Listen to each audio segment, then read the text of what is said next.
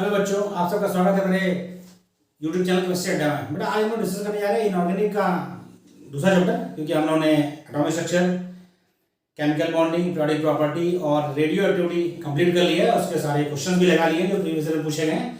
आज हम लोग नया टॉपिक स्टार्ट करने जा रहे हैं, हाइड्रोजन। थ्योरेटिकल टॉपिक है बेटा, आपको थोड़ा इंटरेस्टिंग कम लगेगा, लेकिन इसलिए हम उसको पढ़ते हैं क्योंकि क्वेश्चन आपके लिए एक एक क्वेश्चन का महत्व है। आपके जो भी कंपटीशन में पूछा जाएगा उसमें एक एक क्वेश्चन पर आपकी फाइट है, तो क्वेश्चन इससे आते हैं तो आपको सिर्फ वही चीज़ें पढ़ाना है। इसमें आपको मैं दोबारा कर दूँ कि जो पूछी जाती है या जो इंपॉर्टेंट है, इसका आपको करना क्या है, पूरा लेक्चर देखना है और एक स्मॉल नोट्स आपके लिए छोटा नोट्स बनाना है और उसे आप दो बार पढ़ेंगे तो चीज़ आपको याद हो जाएंगी। क्वेश्चन आप पूछा जाएगा तो आप आसानी से उसे कर सकते हैं। ओके बेटा, स्टार्ट करते हैं। तो हाइड्रोजन की हमने स्टार्ट करना है, उसमें समझिए इसमें हमने दो मेथड प्रिपरेशन बता रखे हैं। पहला जो मेथड है वह है लेबोरेटरी मेथड है। लैब में कैसे फॉर्म करते हैं, तो लैब में फॉर्म करते हैं इसको ग्रेनुलेटेड जिंक पर जब डाइल्यूट H2SO4 का रिएक्शन कराते हैं तो जिंक सल्फेट बनेगा और साथ में आपका H2S गैस पास निकलेगी, ये आपकी। ओके, तो अब यहां होता है कि ग्रेनुलेटेड जिंक क्यों लेते हैं। बड़ा होता क्या है, ग्रेनुलेटेड जिंक इसलिए आते हैं ताकि सरफेस एरिया ज्यादा हो। जो आपका नॉर्मल जिंक है, यदि जिंक लेंगे तो उसमें क्या उसकी रिएक्टिविटी कम होती है, जबकि ग्रेनुलेटेड जिंक की क्या होती है, रिएक्टिविटी ज्यादा होती है, क्योंकि सरफेस एरिया या रिएक्शन का एरिया बढ़ जाता है। दूसरा मेथड जो हमारा है ये तो हो गया लेबोरेटरी मेथड। ये आपसे लेबोरेटरी मेथड पूछेगा तो आप ये करेंगे, इसको टिक करेंगे। ग्रेनुलेटेड जिंक पर डाइल्यूट H2SO4 की अभिक्रिया रिएक्शन कराने से बनता है हाइड्रोजन। जब आपसे पूछे क्या लेबोरेटरी मेथड, और जब आपसे पूछे प्योर हाइड्रोजन कैसे फॉर्म करेंगे, उसके लिए है कि मैग्नीशियम रिबन पर डाइल्यूट H2SO4 की रिएक्शन कराएंगे तो बनेगा मैग्नीशियम सल्फेट और हाइड्रोजन गैस बनेगी और ये क्या होगी, प्योर फॉर्म में होगी। जैसे लिखा है वेरी प्योर हाइड्रोजन, क्या लिखा है, very pure hydrogen is prepared by the action of pure dilute H2SO4 on magnesium ribbon.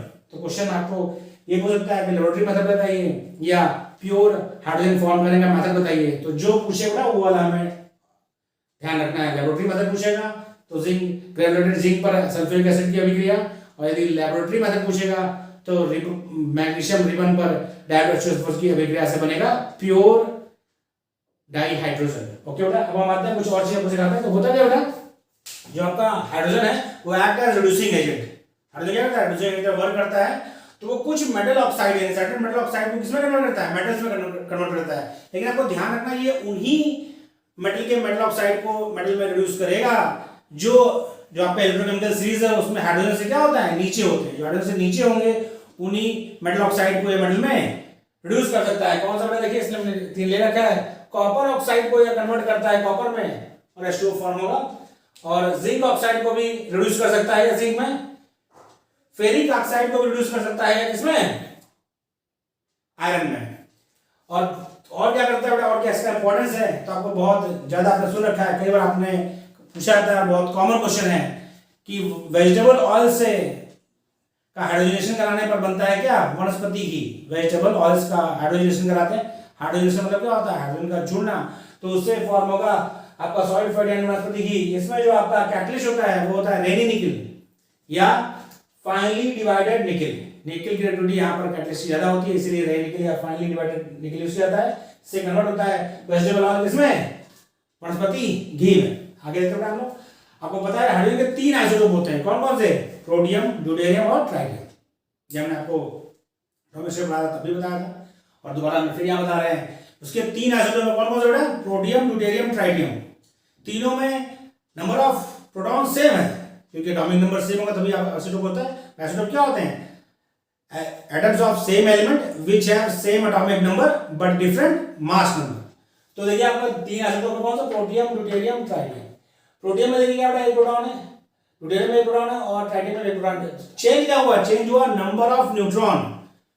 Protium में न्यूट्रॉन की संख्या 0 होती है, ड्यूटेरियम में 1 न्यूट्रॉन होता है और ट्राइटियम में 3 न्यूट्रॉन होते हैं। और साथ ही बेटा आपको बताया गया, पूछा गया क्वेश्चन है कि इन तीनों में कौन सा आपका आइसोटोप रेडियो एक्टिव होता है, यानी हाइड्रोजन का कौन सा आइसोटोप रेडियो एक्टिव है। तो आपका पता है कि ट्राइटियम जो होता है हाइड्रोजन का आइसोटोप वह होता है रेडियो एक्टिव, और वो कौन सा रेडिएशन इमिट करता है, तो वो क्या होता है, वो होता है बीटा इमिटर। क्या होता है बेटा, बीटा रेडिएशन या बीटा पार्टिकल इमिट करता है।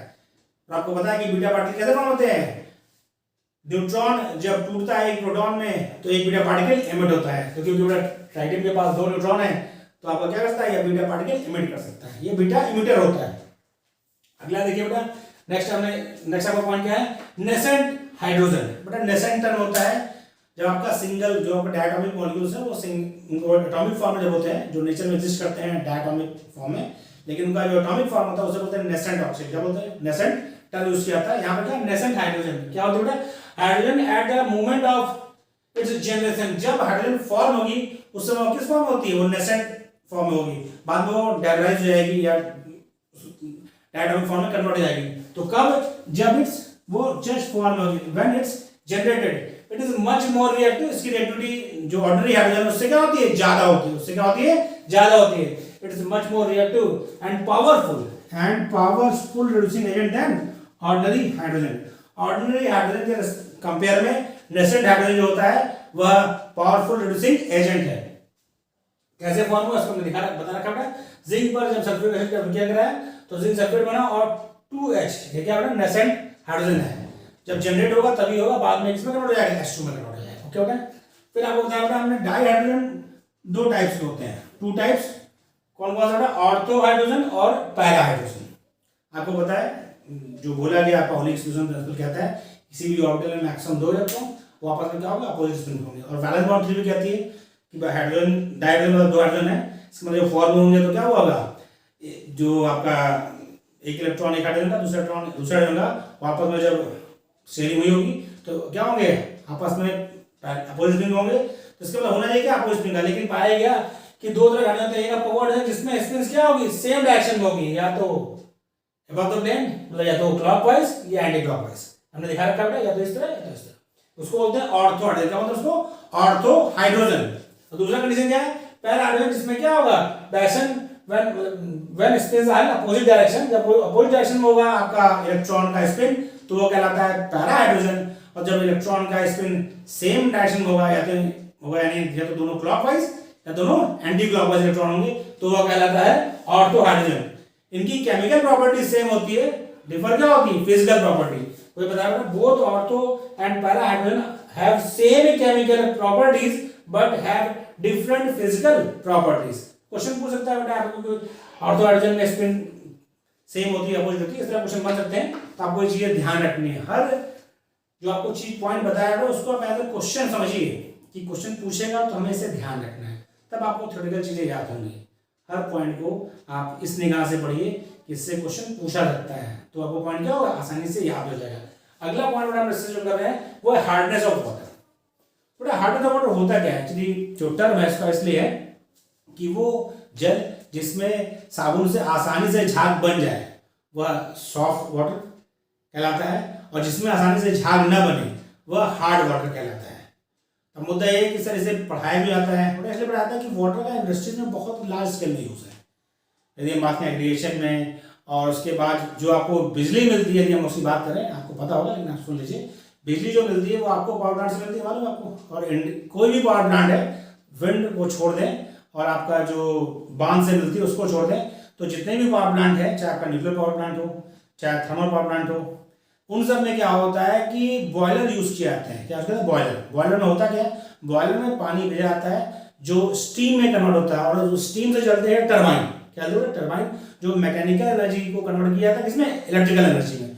तो टरबाइन चलाने के लिए स्टीम बनानी होती है, यानी वाटर को बॉयल करते हैं बॉयलर में। तो आपको पता है, जैसे आपने देखा घर में यदि आप पानी गर्म करिए किसी पतीले में, रेगुलर गर्म करिए, तो उसमें साइड में क्या हो जाती है, स्केल्स जम जाती है। आप देखेंगे यदि उसी बर्तन को आप लगातार इस्तेमाल कर रहे हैं, या आप जो पानी गर्म करने की रॉड आती है उसको आप देखेंगे एक सीजन बाद उसमें मोटी सी स्केल जम जाती है, उसकी एफिशिएंसी क्या होती है, कम हो जाती है। तो वही आज बॉयलर में होता है, क्या होता है उसमें स्केल जमती आती है, तो उसके बाद क्या होगा, उसकी एफिशिएंसी कम हो जाएगी, तो आपका एनर्जी ज़्यादा खर्च होगा। साथ ही बॉयलर फटने का भी डर होता है, और बॉयलर की कीमत बहुत ज़्यादा होती है, इकोनॉमिक लॉस भी है और मैन लॉस भी है, फटने के भाव से इंजरीज ज़्यादा होती हैं। इसीलिए क्या होता है कि जो भी पानी बॉयलर में भेजा जाता है पावर प्लांट्स में, वह पहले उसकी हार्डनेस चेक होती है और उसको क्या है, उसकी हार्डनेस रिमूव की जाती है।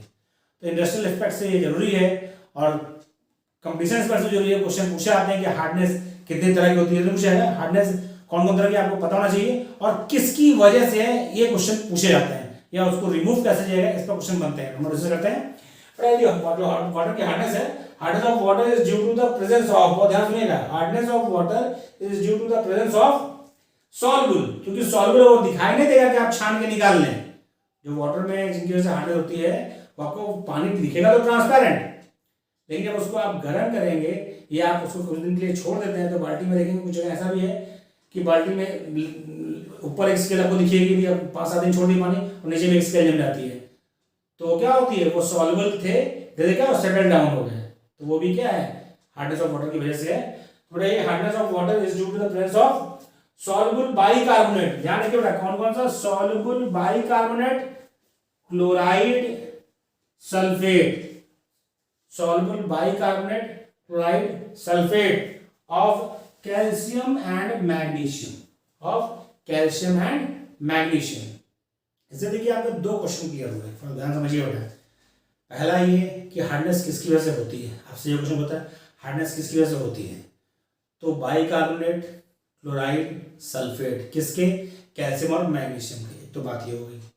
दूसरा आपसे कोई पूछता है सॉल्युबिलिटी क्वेश्चन में आता है कि कौन सॉल्युबल होगा साल्ट, तो आपको यहाँ से ये बात क्लियर हो गई कि यदि आपका कैल्शियम मैग्नीशियम का बाइकार्बोनेट है तो वाटर में सॉल्युबल होगा ही होगा, यदि उसका क्लोराइड है तो वाटर में सॉल्युबल होगा ही होगा कैल्शियम मैग्नीशियम का, यदि कैल्शियम मैग्नीशियम का सल्फेट है तो वाटर में सॉल्युबल होगा ही होगा। तो आप इसको दो तरह क्वेश्चन देखिए, सॉल्युबिलिटी में भी क्वेश्चन बन गया और हार्डनेस की वजह से इससे भी क्वेश्चन बन गया।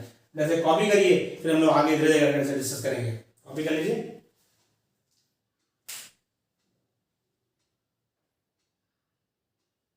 स्क्रीनशॉट ले लीजिएगा, आराम से कॉपी कर लीजिएगा। ठीक, हम लोग धीरे धीरे करके डिस्कस करेंगे, क्योंकि इस क्वेश्चन से, इस टॉपिक से क्वेश्चन आते हैं तो आपको इसे पढ़ना जरूरी है। थोड़ा नीरस है, पढ़ने में इंटरेस्ट कम लगता है क्योंकि याद करने की चीज़ें ज़्यादा है, लेकिन पढ़ना इसलिए क्योंकि हर क्वेश्चन की डिमांड है, आपको एक क्वेश्चन पर फाइट है, तो आपको कोई भी टॉपिक छोड़ना नहीं है। इसलिए हम भी आपको जितने भी सिलेबस में टॉपिक हैं सारे टॉपिक डिस्कस करेंगे ताकि आप सब टॉपिक्स पढ़कर जाएं और अच्छा स्कोर करें। ओके बेटा, तो हमने हार्डनेस की बात की, तो आता है मुद्दा types of hardness, hardness of water, confusion ना हो। देखिए एक आपका है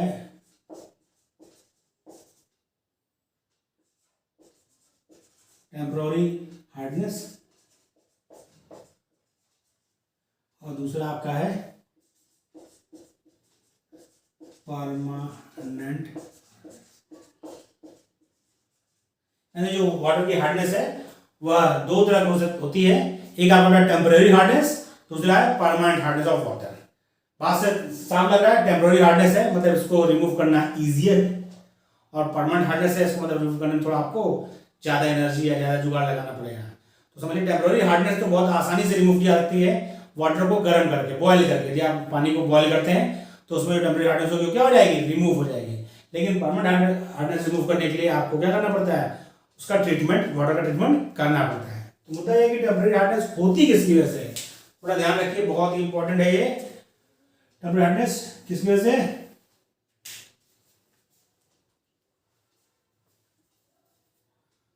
due to presence of bicarbonate,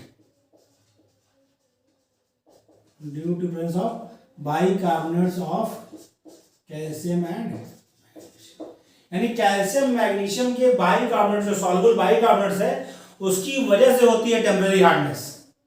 आपसे क्वेश्चन पूछा है कि वाटर की टेम्पररी हार्डनेस किस वजह से होती है, तो bicarbonates of calcium and magnesium. और परमानेंट हार्डनेस जो होती है वह किसकी वजह से होती है बेटा, due to presence of soluble chloride and sulfates of calcium and calcium magnesium की क्लोराइड और सल्फेट की वजह से, जो कि सॉल्युबल है वाटर में, उनकी वजह से होती है परमानेंट हार्डनेस। तो यहाँ पर आपका क्वेश्चन बन गया टेम्पररी हार्डनेस। यदि आपसे पूछा है किसकी वजह से होती है, due to presence of soluble bicarbonate of calcium and magnesium. और परमानेंट हार्डनेस किस वजह से होती है? Due to presence of soluble, sorry हाँ बोल रही है, परमानेंट हार्डनेस किस वजह से होती है? Due to presence of soluble chloride and sulphate of calcium and magnesium. Permanent hardness किसकी वजह से?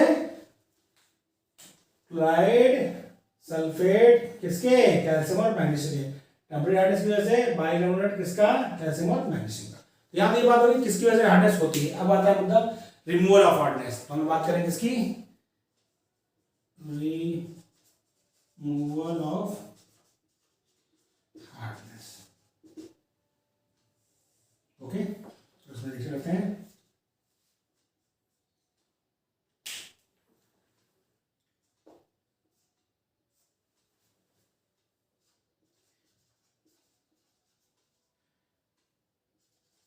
temporary hardness removed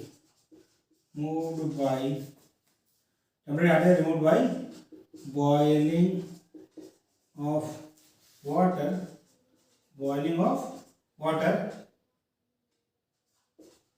from which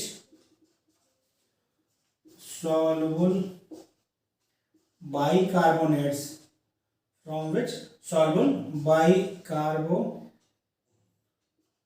bicarbonate converted into insoluble carbonate of calcium and magnesium। थोड़ा टेम्परेरी हार्डनेस जो किसकी वजह थी? Bicarbonate of calcium and magnesium. उसको जब हम बॉयल करते हैं उस वाटर को, तो होता क्या है, जो कैल्शियम और मैग्नीशियम का बाइकार्बोनेट है वह हीट करने पर किसमें कन्वर्ट हो जाएगा? सॉल्युबल था वो, कन्वर्ट हो जाएगा इनसॉल्युबल कार्बोनेट्स ऑफ कैल्शियम और मैग्नीशियम में। इनसॉल्युबल है, प्रेसिपिटेट फॉर्म में। उसे हम क्या करेंगे? यदि फिल्टर कर लेंगे तो जो आपका फिल्टर्ड वाटर होगा उसमें टेम्परेरी हार्डनेस रिमूव हो चुकी होगी। इसे कॉपी कर ले बेटा, फिर हम आगे करते हैं। अगला मेथड हम डिस्कस करेंगे। बेटा कॉपी ये लिख लिया आपने। नेक्स्ट मेथड है क्लार्क मेथड। नेक्स्ट मेथड क्या होता है? क्लार्क मेथड, जिसमें हम वाटर के हार्डनेस को रिमूव करेंगे।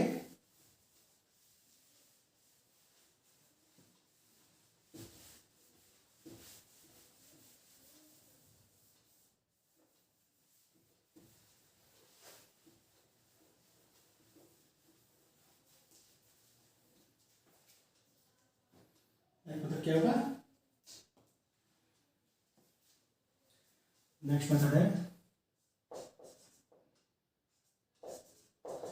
Clarks process. Clark process use करते हैं रिमूव करने की हार्डनेस। ये क्या होता है? ये है, पहली बात बताना कि ये कॉमर्शियल मेथड है। क्या है?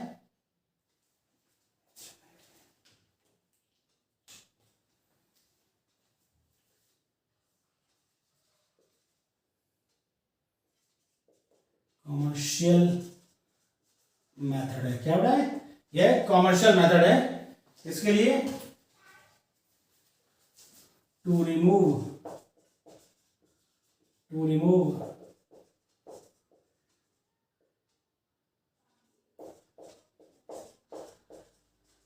क्लार्क मेथड बेटा क्या है? कॉमर्शियल मेथड है टू रिमूव टेम्परेरी हार्डनेस। सीधी बात, कॉमर्शियल मेथड इसलिए बोला कि पानी कितना बॉयल करेंगे। बॉयल करने के लिए मैंने आपको उतना ज़्यादा एनर्जी देनी पड़ेगी, उतना अधिक उसे हीट करना पड़ेगा।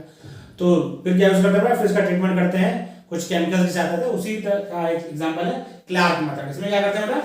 इसमें करते हैं calculated amount of quick lime मतलब बेटा क्या हुआ? CaO। क्विक लाइम को बुझा हुआ चूना भी कहते हैं। Quick lime is added to the water so होगा क्या बेटा?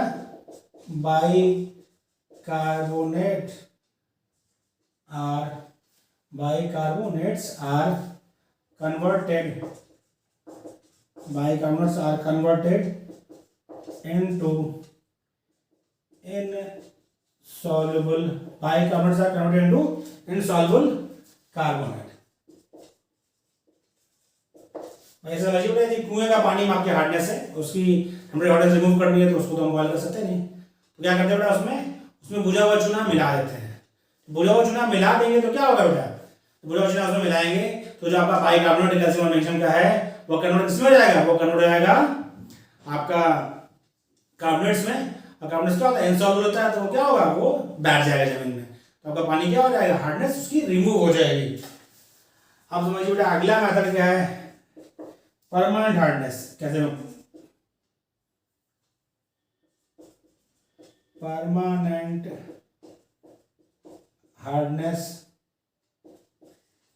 Permanent hardness can be removed by washing soda process.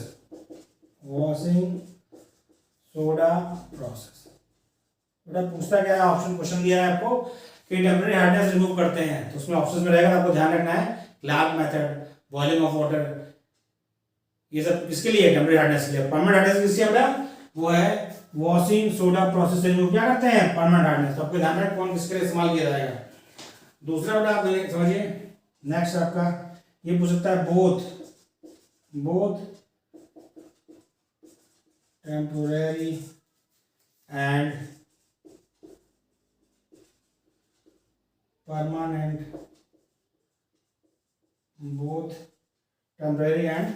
permanent hardness of water can be removed by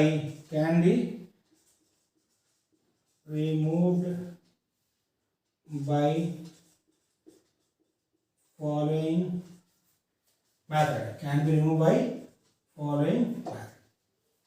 तो हमारा ये बताया गया बॉइलिंग वाला और क्लार्क वाला क्या है, सिर्फ है टेम्परेरी हार्डनेस के लिए। वॉशिंग सोडा प्रोसेस किसके लिए है, परमानेंट हार्डनेस के लिए है।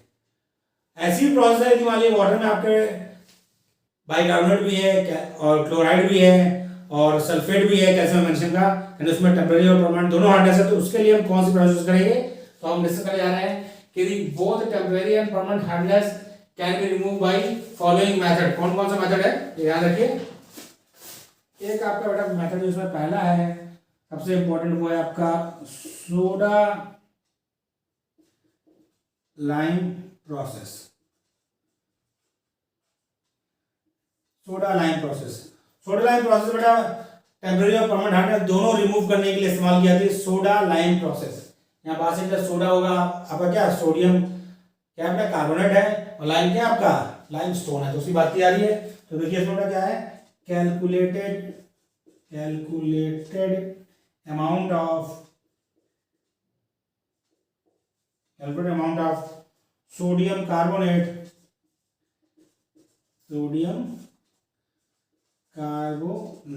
ये क्या है बेटा आपका soda, and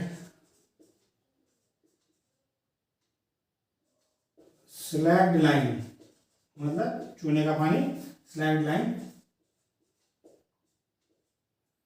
added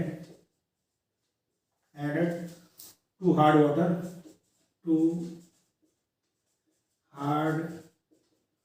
water remove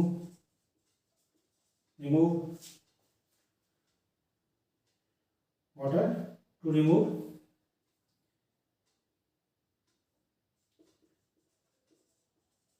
temporary and permanent hardness. क्या होता क्या है इस प्रोसेस में, जो सोडा लाइम प्रोसेस है उसमें सोडियम कार्बोनेट और स्लैग्ड लाइम क्या होता है आपका COH ट्वाइस। ये कैसे फॉर्म होता है, जब क्विक लाइम को वाटर में मिलाते हैं, भुजा चूना मिलाते हैं, चूने का पानी बनता है। तो सोडियम कार्बोनेट और स्लैग्ड लाइम किसमें मिलाया गया, उस वाटर में जिसमें टेम्परेरी और परमानेंट हार्डनेस दोनों है। हुआ क्या, जो आपका सोडियम कार्बोनेट है उसने रिमूव किया क्या, परमानेंट हार्डनेस, इसको रिमूव किया परमानेंट हार्डनेस को, और स्लैग्ड लाइम ने किसको रिमूव किया, टेम्परेरी हार्डनेस, उसको रिमूव किया टेम्परेरी हार्डनेस को। इस तरह क्या बेटा, ये वाला रिमूव करता है सोडियम कार्बोनेट, यूज करता है परमानेंट हार्डनेस, और स्लैट लाइम जो है आपका रिमूव करता है टेम्परेरी हार्डनेस। और आपके वाटर से दोनों ही, यानी कि बाइकार्बोनेट, क्लोराइड और सल्फेट कैल्शियम मैग्नीशियम क्या हो गए, प्रेसिपिटेट फॉर्म में कन्वर्ट हो गए, जिनको क्या किया जाता है, फिल्टर करके रिमूव कर दिया जाता है। अगला जो प्रोसेस है जो यूज करते हैं बोथ टेम्परेरी परमानेंट हार्डनेस के लिए, क्या है वो, ion exchange method. Ion exchanger use करते हैं जिससे रिमूव करते हैं टेम्परेरी परमानेंट हार्डनेस। देखिए वो आपका है, दूसरा मेथड है ion exchange method. Ion exchange method use करते हैं हम जियोलाइट। जियोलाइट का फॉर्मूला भी पूछ सकते हैं। Zeolite used as ion exchanger. क्या बेटा आपका जियोलाइट का फॉर्मूला क्या होता है, वो होता है Na2Al2S2O8। बहुत ध्यान सुनिए, NO2Al2Si2, S2 होता है Si2 होता है, सिलिकॉन होता है बेटा, Si2O8 इंटू XH2।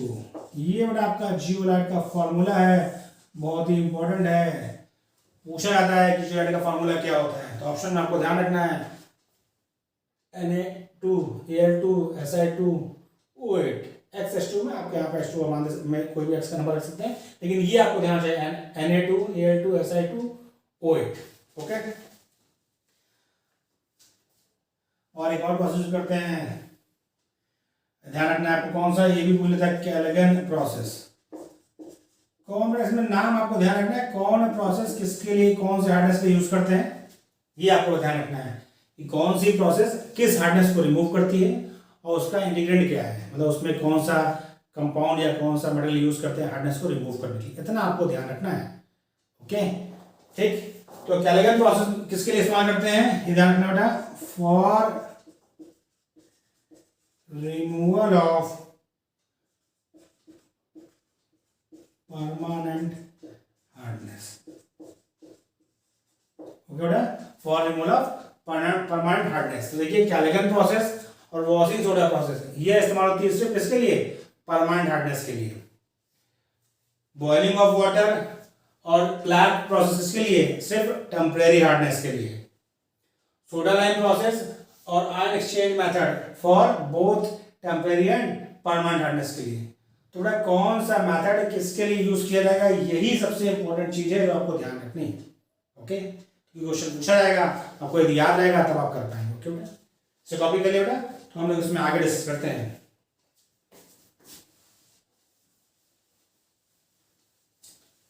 इतना आपको ध्यान रखना है वाटर में की हार्डनेस के बारे में, किसकी वजह से होती है, कैसे रिमूव होती है, कौन सा प्रोसेस किसके लिए इस्तेमाल होगा, कौन सा टेम्परेरी हार्डनेस के लिए, कौन सा परमानेंट हार्डनेस के लिए।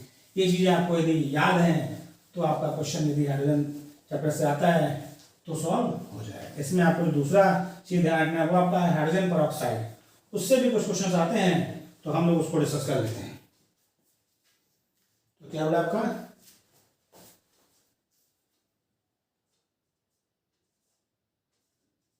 Hydrogen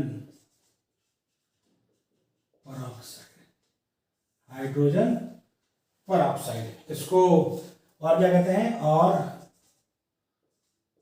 oxygenated water. क्या होता है, ऑक्सीजनेटेड वाटर कहते हैं क्योंकि इसका फॉर्मूला होता है H2O2। तो H2 होता है वाटर का फॉर्मूला, एक ऑक्सीजन में और होता है तो H2O2 हुआ, इसलिए इसको क्या कहते हैं, इसको ऑक्सीजनेटेड वाटर भी कहते हैं। अब बेटा इसमें आपको जो चीज ध्यान रखनी है, इसमें इसके बनाने के बहुत से मेथड बुक्स में दिए हैं, लेकिन हमने यहाँ पर आपको जिस तरह आपको हाइड्रोजन में 2 मेथड बताया, वैसे इसके भी आपको सिर्फ 2 मेथड बताए हैं, इस पर क्वेश्चन पूछे गए हैं और इंपॉर्टेंट है, इसीलिए हमने आपको 2 मेथड बता रहे हैं। ध्यान क्या रखना है आपको, पहला इसका जो मेथड ध्यान रखना है वो ये है, हम डिस्कस कर रहे हैं क्या,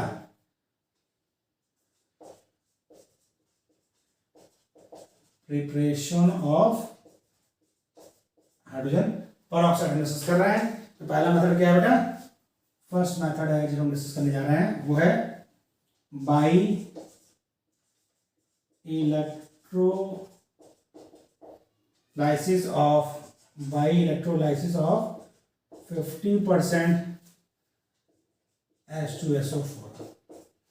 50% H2SO4 की इलेक्ट्रोलिसिस यदि की जाती है तो फॉर्म होता है आपका क्या, इस मेथड से बनाते हैं हाइड्रोजन पेरोक्साइड। इसमें आपको जो चीजें ध्यान रखनी है हम सारी चीजें डिस्कस करेंगे। पहला ये ध्यान रखना है इसमें पीटी मतलब platinum as anode and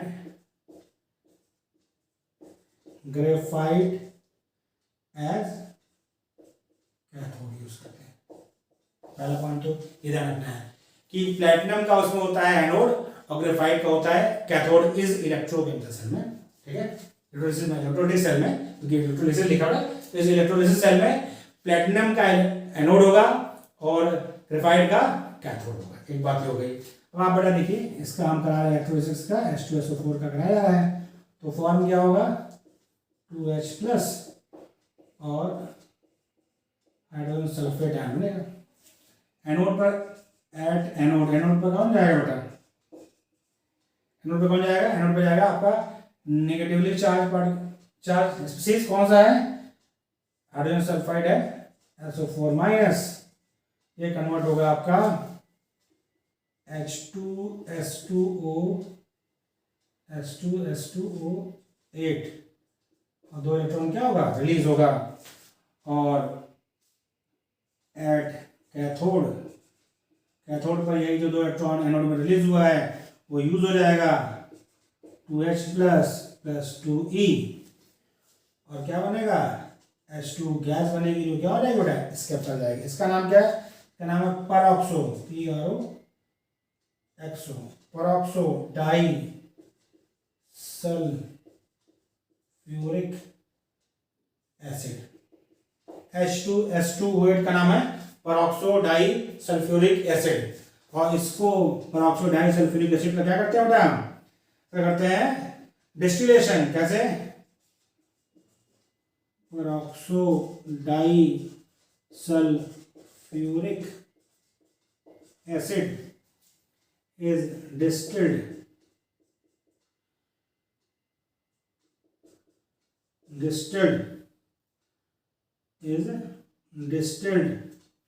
with water under reduced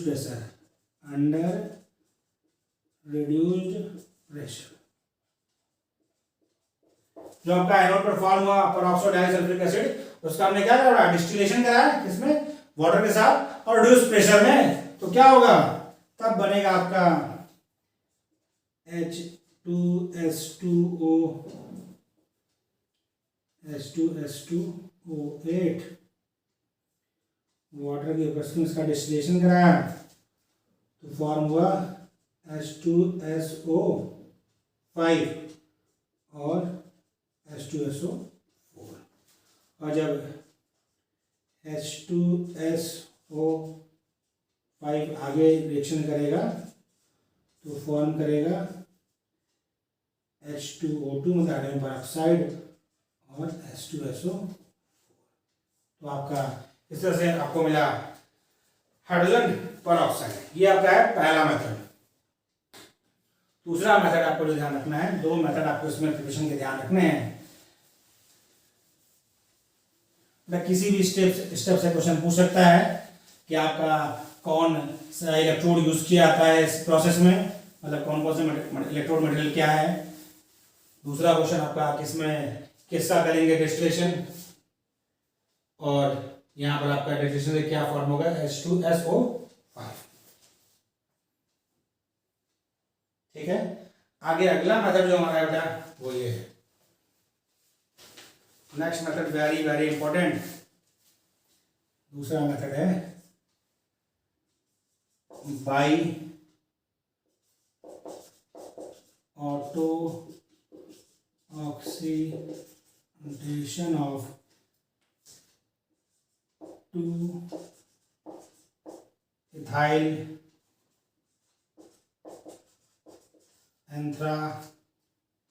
quinol. बहुत ही इंपॉर्टेंट मेथड है, इसलिए मैं इसमें स्टार लगा रहे हैं क्योंकि क्वेश्चन इस पर पूछा जा चुका है। क्या बेटा, कि किसके ऑटो ऑक्सीडेशन से हाइड्रोजन पेरोक्साइड फॉर्म होता है, तो किसके बेटा 2-एथिल एंथ्राक्विनॉल। आपको यदि नाम ध्यान रहेगा तो क्वेश्चन हो जाएगा, यदि आपको उसमें नाम ध्यान नहीं रहा तो क्वेश्चन आपसे नहीं होगा, ये ध्यान रखना है आपको, इसीलिए इसका आपको नाम याद रखना है। ओके, ये आपका है बेटा 2-एथाइल एंथ्राक्विनॉल,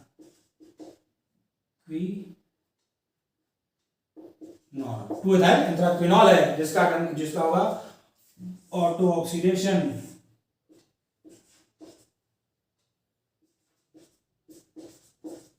ऑक्सीडेशन होगा तो ये होगा, रिडक्शन होगा तो ये कम हो जाएगा। इसको देखिए,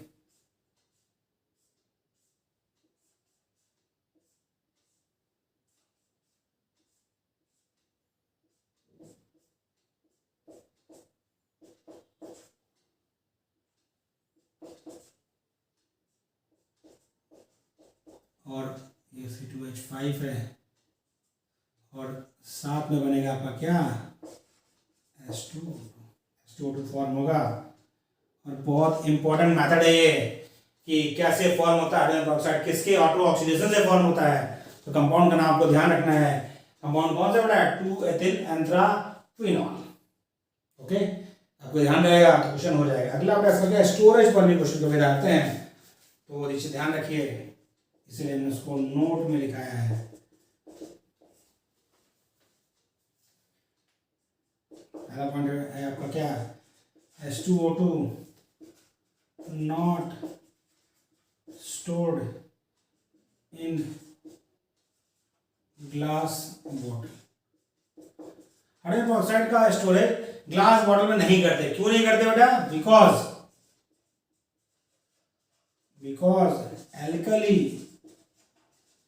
alkali oxides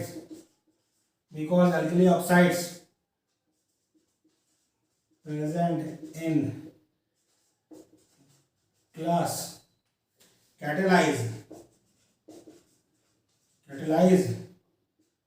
its decomposition। होता क्या बेटा, यदि आप हाइड्रोजन पेरोक्साइड को ग्लास में स्टोर करेंगे तो ग्लास सिलिकेट्स हैं, सो किसके अल्कलाइन अर्थ मेटल्स के सिलिकेट्स होते हैं ग्लास में।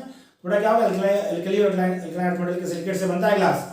तो क्या कि जो उसके अल्कली ऑक्साइड्स हैं, ऑक्साइड से सिलिकेट्स फॉर्म होगा बेटा, तो उसके जो ऑक्साइड्स हैं वो क्या करते हैं, वो हाइड्रोजन पेरोक्साइड का डिकम्पोजिशन कैटलाइज करते हैं। तो आप भरेंगे तो हाइड्रोजन पेरोक्साइड, लेकिन उसका क्या हो चुका होगा, उसका डिकम्पोजिशन हो चुका होगा, इसीलिए उसको कभी भी ग्लास बॉटल्स में नहीं रखते। स्टोर कहाँ रखते हैं, उसको स्टोर रखते हैं बेटा paraffin wax coated plastic bottle में या फिर टेफ्लॉन बॉटल में। और उसको कहाँ रखते हैं, डार्क में रखते हैं, सनलाइट के प्रकाश में नहीं रखते। तो सनलाइट में भी इसका क्या होता है, डिकम्पोजिशन रहता है। ये चीज़ ध्यान रखनी है आपको। तो इसको स्टोर कहाँ रखते हैं, स्टोर कैसे करते हैं, तो लिखा है बेटा, आपको ध्यान रखना है इसका अगला point. H2O2 is stored in paraffin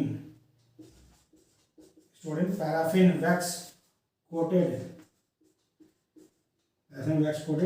plastic or Teflon bottle. बता रहे टेफ्लॉन केमिकली इनर्ट होता है, इसीलिए टेफ्लॉन के बॉटल का यूज किया जाता है। ठीक, और उसके साथ में और क्या करते हैं बेटा, स्मॉल अमाउंट ऑफ एसिड या ग्लिसरॉल या orthophosphoric acid are used as stabiliser. इसमें क्या करते हैं, उन बॉटल्स में भरते हैं और साथ में उसमें ऐड क्या करते हैं, स्मॉल अमाउंट ऑफ एसिड या ग्लिसरॉल या ऑर्थोफॉस्फोरिक एसिड है, 3PO4 है not 3। to check its decomposition, उसका डिकम्पोजिशन चेक करने के लिए उसमें एसिड, ग्लिसरॉल या ऑर्थोफॉस्फोरिक एसिड मिला देते हैं ताकि उसका डिकम्पोजिशन ना हो सके। इसको कह सकते हैं क्या होता है, स्टेबलाइजर। क्या होता है इसको, स्टेबलाइजर। कॉपी कर लिया, कर दो। तो ये दोनों प्रोसेस आपको ध्यान रखना है कि हाइड्रोजन ऑक्साइड कैसे बनेगा, इलेक्ट्रोलिसिस ऑफ सल्फ्यूरिक एसिड से और ऑटो ऑक्सीडेशन ऑफ 2-एथिल एंथ्राक्विनोन। ये दोनों चीज आपको याद है, क्वेश्चन प्रिपरेशन बनाएगा तो आप क्या करेंगे, सॉल्व हो जाएगा। क्योंकि जब क्वेश्चन में खास बात क्या है कि आपको यदि याद रहेगा तो हो जाएगा, नहीं याद रहा तो आपको पछतावा होगा, काश पढ़ लिया होता। सर ने बार बार कहा था कि पढ़ना चाहिए था, क्योंकि उसमें एक क्वेश्चन की डिमांड है और जो भी उसमें सिलेबस में लिखा है किसी से भी क्वेश्चन वो पूछ सकते हैं किसी भी टॉपिक से, इसलिए आपको हर टॉपिक क्या करना है, पढ़ना है, छोड़ना कुछ नहीं है। और मैं भी आपको जितने भी टॉपिक्स में लिखे हैं सिलेबस में, सारे टॉपिक्स पर आपको मैं लेक्चर दूंगा, कोई भी टॉपिक मैं भी छोड़ूंगा नहीं, ताकि आपकी तैयारी पूरी अच्छे से हो सके। अब बेटा इसमें अगला क्वेश्चन बनता है स्ट्रेंथ पर। क्या है बेटा, strength of hydrogen peroxide solution, strength of H2O2 solution. इसको कैसे डिफाइन करते हैं, देखिए इसको डिफाइन करते हैं, समझना आपको है। ये क्या होता है, volume of oxygen in litre, volume of oxygen litre at NTP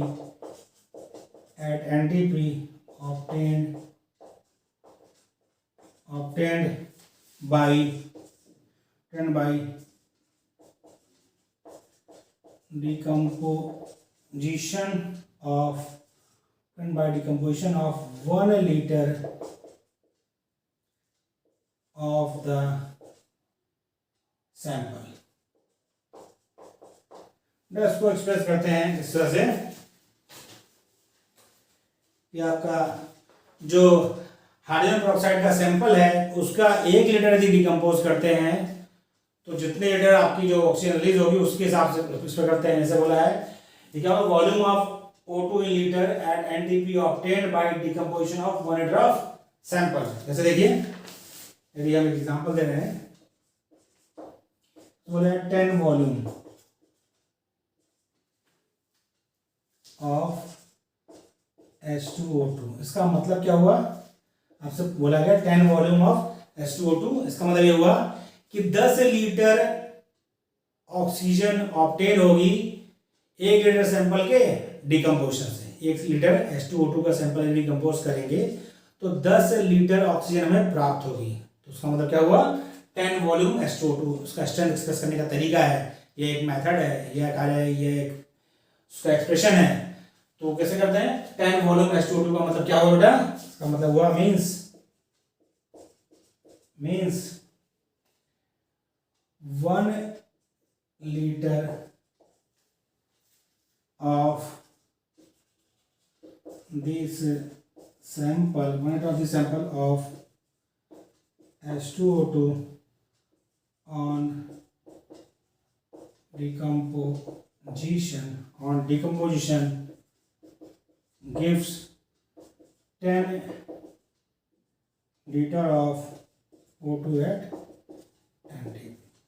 यानी जो आपका सैंपल में दिया है उसको उसका 1 लीटर डिकम्पोज होगा तो 10 लीटर ऑक्सीजन मिलेगी। तो इसका कैसे होगा, 10 वॉल्यूम ऑफ H2O2। अब अगला देखिए बेटा क्वेश्चन, इसमें आपको कुछ और पॉइंट ध्यान रखने हैं। डायरेक्ट जो पूछाते हैं वो है आपका equivalent weight of hydrogen peroxide. Okay, question पूछ लेता है, कहीं आपको उसको इस्तेमाल करना है उसमें ध्यान ही नहीं आ रहा है कितना होता है, आपको ध्यान रखना है इसका होता है कितना, 17। एक्चुअली हाइड्रोजन पेरोक्साइड का जो मोलेक्युलर वेट होता है बेटा वो होता है कितना, 34। भाई 16 हो गया आपका ऑक्सीजन का, 2 ऑक्सीजन 16 32 और आपका 2 हाइड्रोजन 32 2 34। लेकिन इसका इक्विवेलेंट वेट 17 कैसे होता है, क्योंकि आपको पता है इक्विवेलेंट वेट इक्वल टू क्या होता है, molecular weight divide by valency factor या एन फैक्टर। और हाइड्रोजन पेरोक्साइड का जो एन फैक्टर होता है वो कितना होता है? 2 होता है। कितना होता है? 2 होता है। इसीलिए तो इसका जो वैलेंसी फैक्टर है वो कितना है? 2 है। हमने इसलिए बता दिया, एक इस्तेमाल करना होगा, यूज करना हो तो आप कर सकें। ओके, ठीक। अगला बता क्या है आपको? नॉर्मेलिटी यदि बताना है, वॉल्यूम स्ट्रेंथ, सबका हमने फॉर्मूला आपको लिखवा रहे हैं ताकि क्वेश्चन डायरेक्ट आपसे हो सके। वॉल्यूम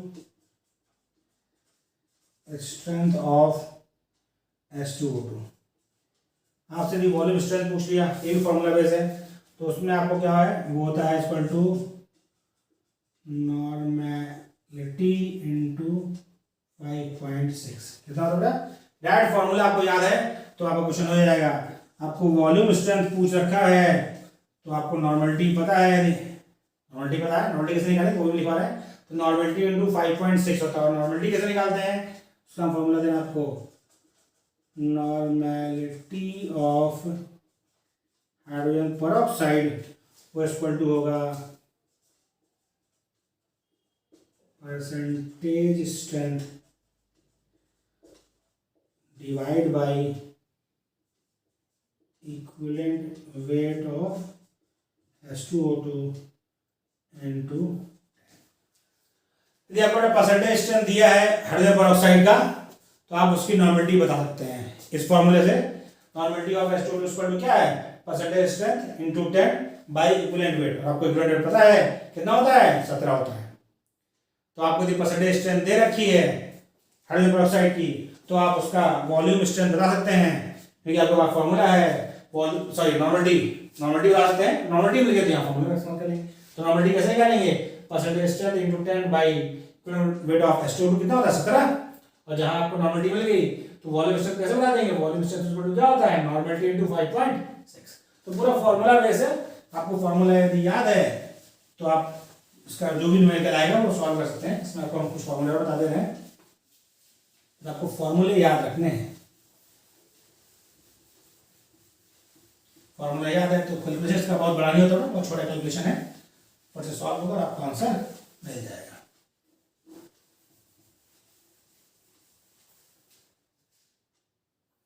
देखिए अगला आपसे, यदि आपको मोलैरिटी पता है तो वॉल्यूम स्ट्रेंथ इक्वल टू होता है 11.2 इंटू मोलैरिटी। बहुत ध्यान समझिए बेटा, आपको वॉल्यूम स्ट्रेंथ आपने निकाल लिया, आपसे मोलैरिटी पूछा गया तो भाई वॉल्यूम स्ट्रेंथ आपको पता है। वॉल्यूम स्ट्रेंथ इक्वल टू क्या होता है? 11.2 इंटू मोलैरिटी। 11.2 into molarity. ये 11.2 कहाँ से आया? बेटा 5.6 था क्योंकि वैलेंसी फैक्टर 2 था, उसमें 2 से मल्टीप्लाई कर दिया। वहां से आपको सिर्फ फॉर्मूला याद रखना है। नॉर्मेलिटी दिया हो तो वॉल्यूम स्ट्रेंथ का ये फॉर्मूला है, नॉर्मेलिटी इनटू 5.6। मोलैरिटी दिया हो ये फॉर्मूला वॉल्यूम स्ट्रेंथ का है 11.2 into molarity.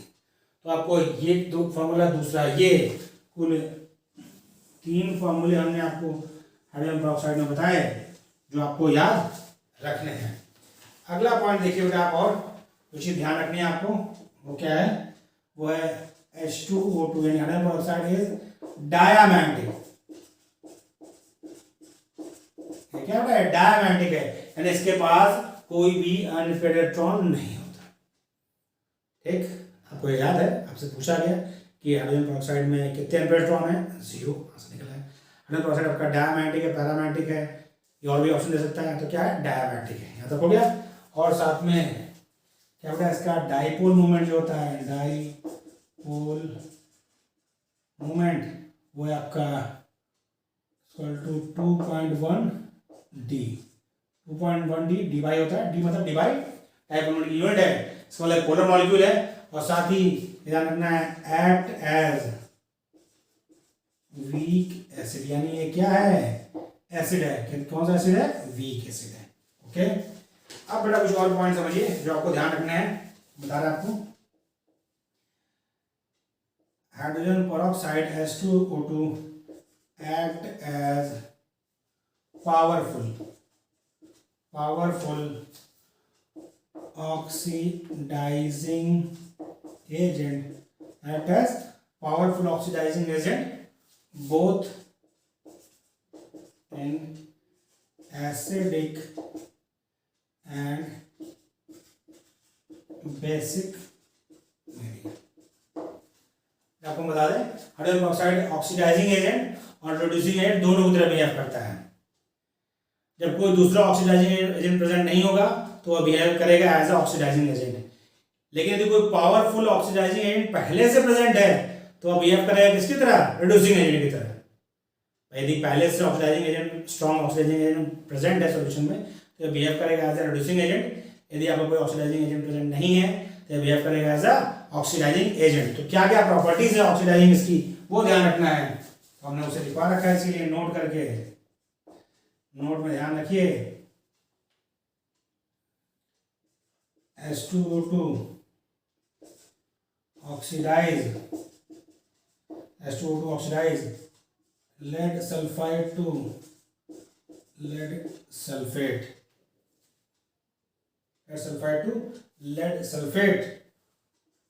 for restoring the white color of lead painting which have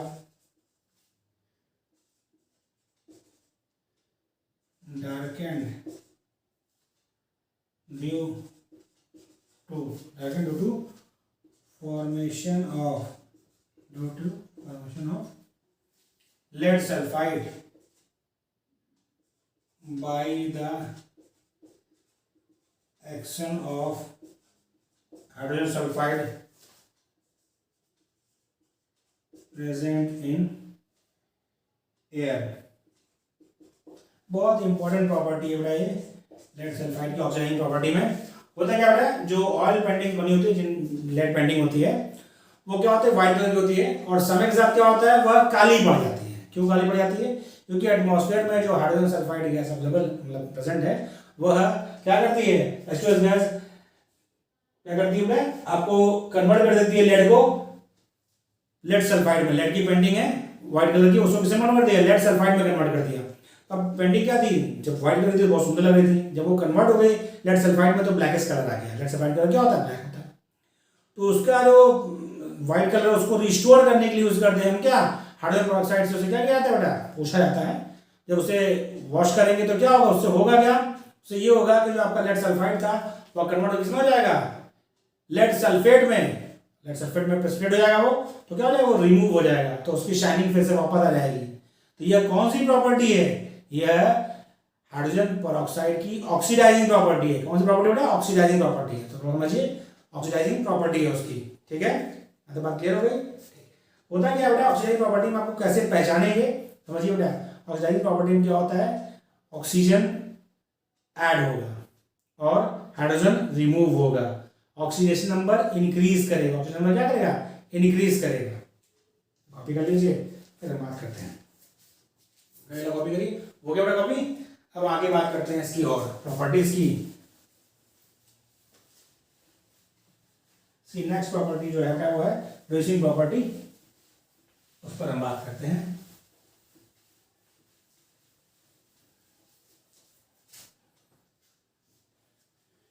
वो क्या बेटा, वो है आपका in presence of strong oxidising agent, in presence of strong oxidizing agent hydrogen peroxide act as reducing agent both in acidic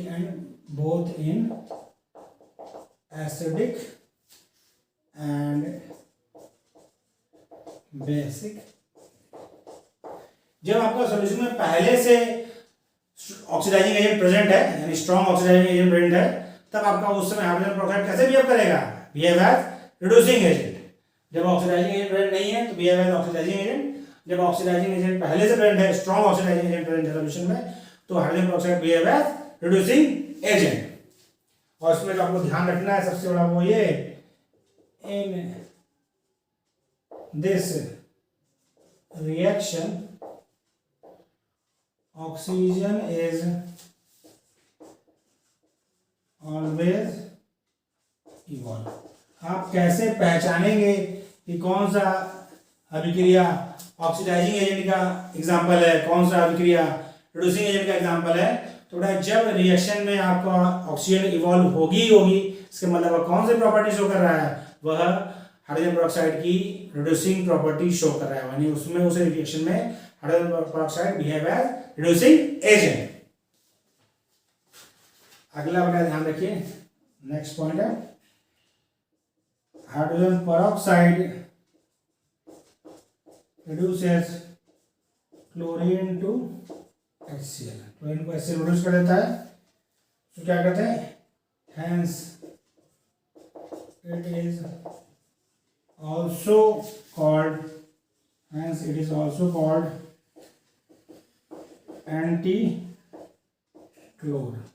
बहुत important, hydrogen peroxide को anti क्लोर भी कहते हैं। अगला बेटा इसका जो नेक्स्ट प्रॉपर्टी इसकी है क्या? ब्लीचिंग एजेंट है, ये ध्यान रखना। It act as bleaching agent. Bleaching agent क्या होते हैं? जो कलर को रिमूव कर देते हैं। भाई ब्लीच मतलब क्या करना है? कलर को हटा देना, ब्लीचिंग एजेंट। तो इसमें क्या ध्यान रखना है? इट्स ब्लीचिंग एक्शन, ये ध्यान रखिए मेन चीज। Its bleaching action is due to oxidation of coloring matter by nascent oxygen। यानी इसका जो ब्लीचिंग एक्शन वो क्या है? वह इसकी ऑक्सीडाइजिंग प्रॉपर्टी है। कौन सी प्रॉपर्टी है? ऑक्सीडाइजिंग प्रॉपर्टी है। तो देखिए Cl2 को HCl में कन्वर्ट करना है, उसकी रिड्यूसिंग प्रॉपर्टी है। उसका ब्लीचिंग एक्शन क्यों है? Due to nascent oxygen. इसका मतलब वो क्या है? वो उसकी ऑक्सीडाइजिंग प्रॉपर्टी है। तो ये भी ध्यान रखना है, ब्लीचिंग एक्शन किसकी वजह से? ऑक्सीडाइजिंग प्रॉपर्टी से, रिड्यूसिंग प्रॉपर्टी से। जैसे बहुत से ब्लीचिंग एजेंट है जो रिड्यूसिंग प्रॉपर्टी उनकी होती है, लेकिन हाइड्रोजन पेरोक्साइड में क्या है? उसकी ऑक्सीडाइजिंग प्रॉपर्टी है। कैसे बता देखिए, H2O2 कन्वर्ट हो जाता है आपका H2O और नेसेंट ऑक्सीजन में, और कलरिंग मैटर जो होता है वह जब नेसेंट ऑक्सीजन से रिएक्शन करता है तो कन्वर्ट हो जाता है किसमें? वो कलरलेस मटेरियल में कन्वर्ट हो जाता है। जो कलर एजेंट है किसमें कन्वर्ट हो गया? वह कलरलेस मटेरियल में कन्वर्ट हो गया। ओके बेटा, से कॉपी कर लिए। बहुत ही इंपॉर्टेंट चीजें हैं सब, जितनी भी आपको बताई जा रही है बेटा, उसमें कोई भी पॉइंट स्किप करने लायक नहीं है, वो सारे पॉइंट्स ध्यान रखने हैं। ओके, फिर अब हम लोग आगे डिस्कस करते हैं बेटा। इसको कॉपी कर लिया, स्क्रीनशॉट ले लिया इसका। हो गया बेटा?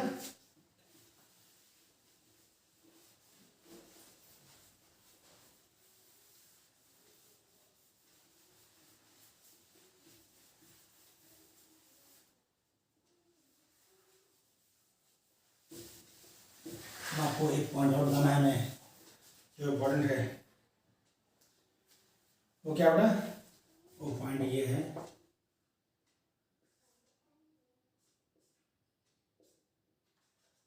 ऑक्लूशन। ऑक्लूशन एक प्रोसेस होता क्या है? देखिए, absorbing large quantity of hydrogen, absorbing large quantity of hydrogen at normal or higher temperature is called occlusion. It's called occlusion of hydrogen. Hydrogen, और जो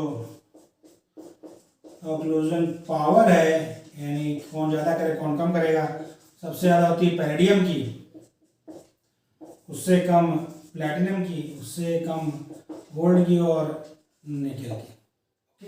एक्चुअली होता क्या है कि हाइड्रोजन गैस का जो ट्रांसपोर्टेशन होता है वह लार्ज अमाउंट में जो हाइड्रोजन गैस का ट्रांसपोर्ट होता है वो इसी मेथड से करते हैं।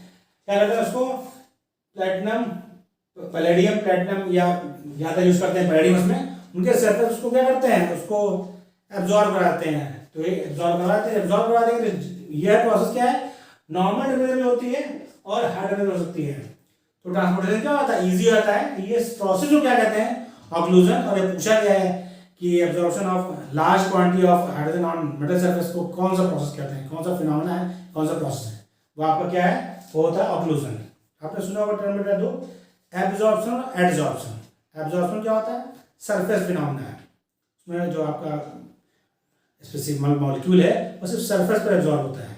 और एब्जॉर्प्शन बल्क फिनोमेना है, मतलब होल मतलब जो आपका बल्क में क्या है सरफेस पर भी होगा, मिडिल में भी होगा, बॉटम पर भी, हर जगह पर एब्जॉर्ब होगा। तो एब्जॉर्प्शन मतलब होल मतलब बल्क फिनोमेना और एडजॉर्प्शन मतलब सरफेस फिनोमेना। वैसे ये है आपका ऑक्लूजन जिसमें क्या होता है large quantity of hydrogen gas absorb होती है किस पर मेटल के सरफेस पर। कौन से मेटल प्रोडक्ट होते हैं इसमें इस्तेमाल किया जाता है एब्जॉर्प्शन के लिए पैलेडियम प्लैटिनम गोल्ड और निकेल। और इसमें आपको अगला ध्यान रखना है इसका हाइड्रोजन ऑक्साइड का एप्लीकेशन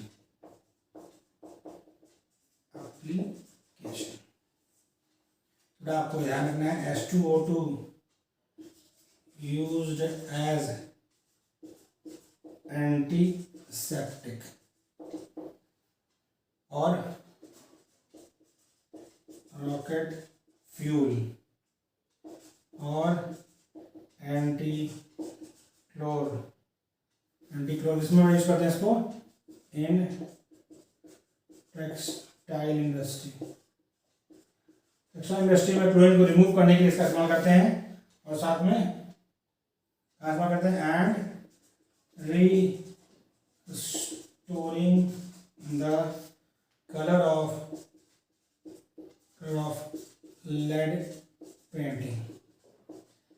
लेड पेंटिंग में उसका कलर रिस्टोर करने में भी यूज करते हैं हाइड्रोजन ऑक्साइड का। आपको बताया कि लेड सल्फाइड फॉर्म होने से उसका क्या होता है कलर ब्लैकिश हो जाता है। और जब हम उस पर हाइड्रोजन ऑक्साइड सिलेक्शन कराते हैं तो लेड सल्फाइड होता है किसमें लेड सल्फेट में, उसका कलर रिस्टोर हो जाता है। तो आपने देखा होगा टोटल लगभग 1 घंटे का हमारा लेक्चर है जिसमें हमने हाइड्रोजन के सारे इंपॉर्टेंट पॉइंट्स आपसे डिस्कस किए। आपको क्या करना है इसको वीडियो को एक से 2 बार देखेंगे तो इंपॉर्टेंट पॉइंट जो आपको बताया उसका एक 2 से 2.5 पेज का नोट्स आपका बन जाएगा। उसको आप यदि 2-3 बार रीड करेंगे तो आपको चीज़ें ध्यान में आ जाएगी और आपका यह कम से कम 1 क्वेश्चन सिक्योर करेगा। वही 2 क्वेश्चन भी आते हैं और 1 से 2 क्वेश्चन सिक्योर करेगा आपको। तो आपको ये चीज़ तैयार रखनी है। आपको हमारा वीडियो कैसा लगा कमेंट जरूर मैसेज करें। यदि अभी तक हमने हमारे चैनल को सब्सक्राइब नहीं किया तो प्लीज़ सब्सक्राइब करें।